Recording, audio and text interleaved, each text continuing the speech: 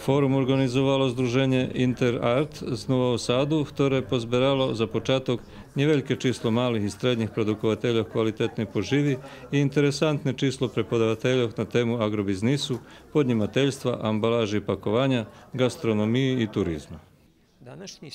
Nješkajši shod to zešet zapovidi 21. viku. Jak dorobiť koncept poživi?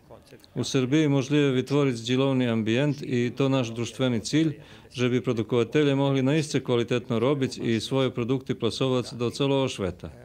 Mi povolali ljem da jedni opštini i da skeljih gazdov i s njima budzeme robiť slidujući 3 mešaci po manifestaciju Business Exit, na ktorý še produkovatelje hodnije stretnúť so zdjelovnima partnerami, že bi vjedno višli na švetové trgovišće.